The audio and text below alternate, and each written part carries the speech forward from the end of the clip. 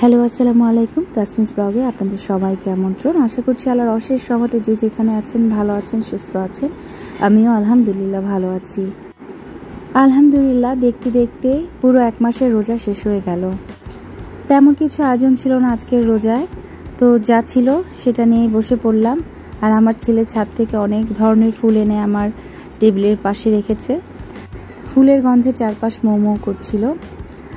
আমার মেয়ের ঈদের ড্রেস দেখতে চেয়েছো, একটা শর্টস আপলোড করেছিলাম, বেশ অনেক সাড়া পেয়েছি। তো সেই শর্টসটাকেই আমি আবার তোমাদের কাছে নিয়ে আসলাম। আমি এই ল্যাভেন্ডার কালারের ড্রেসটা ওর জন্য কিনেছি, সারারা সালোয়ার কামিজ। আমার কাছে মনে হয় ঈদ মানে একটু সালোয়ার কামিজ পরবে, ভালো লাগে। তো আগের দিন রাতে আমি সব কিছু রেডি করে রেখেছিলাম, জুতা, চুড়ি, মালা, ব্যাগ। আর এটার সাথে আমার ছেলের জন্য একটা পাঞ্জাবি নিয়েছি, যেটা খুব কাছাকাছি এটার সাথে।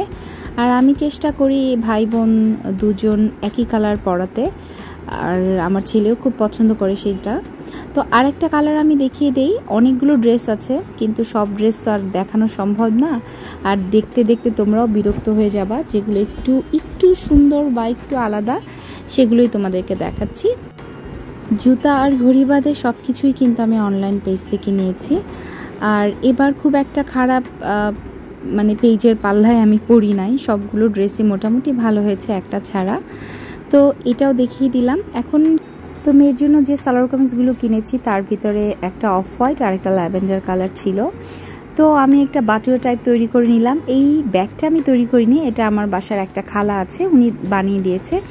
আমি বানিয়ে নেওয়ার পরে রাতে, এটা হচ্ছে চাঁদ রাতে আমার যত ছোটোবেলার পোটলা ছিল, যেগুলোর ভিতরে চুমকি পুঁতি থাকে, সব খুঁজে খুঁজে বের করেছি যে কি দিয়ে কি করা যায়।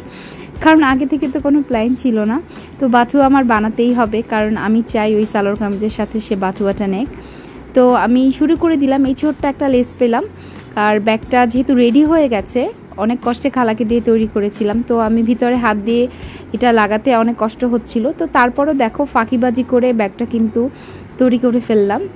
তোমরা যারা চাও যে এই ধরনের ব্যাগ বানাতে কিন্তু পারছো না, তাদের জন্য এটা ছোট্ট একটা ছোট্ট একটা ট্রিক্স, যে খুব কঠিন কিন্তু কিছু না। আর বাচ্চাদের ব্যাগ বানানো আমার কাছে মনে হয় যে অনেক সহজ। ব্যাগ বানানোর থেকেও আমি যেটা জানি সেটা হচ্ছে ডিজাইন করা। তো পার্ল ছিল কিছু, আমি একদম গ্লু দিয়ে পার্ল লাগিয়ে দিয়েছি। আর ধরনীটা আমি একদম পার্ল দিয়ে একটা ধরনী বানিয়ে দিয়েছি, যেটা হাতে ঝুলবে সেটা। এই তো মোটামুটি হয়ে গেছে। আর উপরে আমি 3টা পমপম লাগিয়েছি। পমপম লাগলে একটু আলাদা লাগবে। আর আরেকটা ব্যাগ একদম আলাদা বানাবো। পুরোটাই আমি চিন্তা করেছি চুমকি আর পুঁতি দিয়ে, স্টোন দিয়ে ভরিয়ে দিব, তাহলে ব্যাগটা খুব ভালো লাগবে। যদিও একটু কষ্টসাধ্য বিষয়টা, ধৈর্য সহকারে আস্তে আস্তে করতে হবে। আচ্ছা, আমি গ্লুটার কথা বলে দিচ্ছি। গ্লুটা আপনারা যে কোনো সুই সুতার দোকানে পেয়ে যাবেন। আমি অনেক স্টোনের দোকানে দেখেছি, যারা আর কি কাজ করে, কানের দুল টুল বানায়, তাদের দোকানে দেখেছি এটা স্টোন লাগানোর কাজেও ব্যবহার হয়। আর ব্যাগটা পুরো হয়ে গেছে। আর এই স্টোনগুলো আমার কাছে যখন এটা লাগালাম তখন মনে হলো যে মাঝখানে একটু স্টোন দিলে ভালো লাগবে, তো আমি আবার স্টোন দিয়ে দিলাম। আর স্টোন আর এগুলো সব কিছুই এখন আপনারা সব জায়গায় পেয়ে যাবেন, অনলাইনেরও অনেক পেজ আছে, সেখানে পেয়ে যাবেন। আর এখানে আমি 2টো পমপম লাগিয়ে দিয়েছি। আর এখানে যেহেতু রাবার, আমি পমপমটা লাগিয়ে দিয়েছি, হাতের ভিতরে ঢুকিয়ে নিতে পারবে, এখানে আলাদা করে আর কোনো ধরনই লাগাইনি। তো কষ্টসাধ্য বিষয় হলেও পরবর্তী দিনে যখন ওইটা হাতে নিবে এবং সবাই জিজ্ঞেস করবে যে ব্যাগটা কোথা থেকে কিনেছো, আর আমার বলবো যে আমি বানিয়ে দিয়েছি, এর থেকে আনন্দের আর কি হতে পারে। মায়ের কাছে এটাই অনেক বড় আনন্দ, তাই না?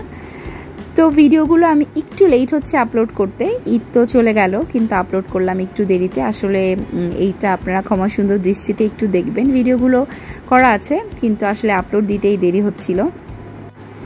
এটা হওয়ার পরে আমি আজকে 2টো জিনিস বানিয়ে রাখবো, সেটা হচ্ছে সেমাই আর হচ্ছে লাজানিয়া। এটা রেসিপি আমি দেখাচ্ছি না, আমার রেসিপি দেখানোর মতন সাহস এখনও হয়নি, কারণ লাজানিয়া নিয়ে আমি দ্বিতীয়বার বানাচ্ছি। আর এই সেমাইটা কথা বলতে বলতে অন্য কাজ করতে করতে একটু লাল হয়ে গেছে, কিন্তু লাল হয়ে যাওয়ার কারণে খেতে অনেক মজা হয়েছিল। এই সেমাইটাই প্রায় আনা হয় আমার বাসায়, এবং আমার হাজব্যান্ড এটাই খুব পছন্দ করে। আর লাচ্চা সেমাইটা আমি আলহামদুলিল্লাহ রান্না করতে পারি অনেক ভালো, অনেক সহজ ওয়েতে, এবং খুব সুন্দর দানা দানাও থাকে। তো আমি লাচ্চা সেমাইটা আমি ভেজে নিয়েছি শুধু ঘি দিয়ে, আর কিছুই না, ঘি আর চিনি আর হচ্ছে আপনার গুঁড়া দুধ দিয়ে একটু ভেজে নিয়েছি, তারপরে আমি দুধ দিয়ে দিয়েছি। এই যে এটাই হচ্ছে লাচ্চা সেমাই, আর এটাই সবসময় খায় এবং পছন্দ করে আমার বাসার সবাই। আর লাজানিয়া শিট কিনে নিয়ে এসেছিলাম, লাজানিয়াটা খুব পছন্দ করে, কিন্তু এটা এত একটু টাইম লাগে করতে, যে কারণে ভয়ে অনেক সময় করা হয় না। আর আমি আপনাদেরকে বলি যে আমি আসলে আপনাদের মতো এত ভালো রান্না করতে পারি না। যেদিন ওই জিনিসটা আমার রপ্ত হয়ে যাবে বা একদম পারফেক্ট হব, সেদিন ইনশাল্লাহ আস্তে আস্তে কিছু কিছু রেসিপি আপনাদের সাথে শেয়ার করব।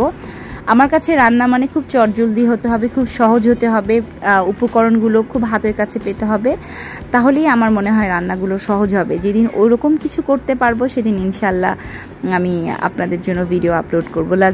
তো লাজানিয়ার সব উপকরণ রেডি, হোয়াইট সস রেডি, তারপরে হচ্ছে মেইন যে ইনগ্রিডিয়েন্টস সেটাও রেডি হয়ে গেছে। তো আমি নিচে একটু বাটার লাগিয়ে তারপরে লাজানিয়ার হোয়াইট সসটা আগে দিলাম।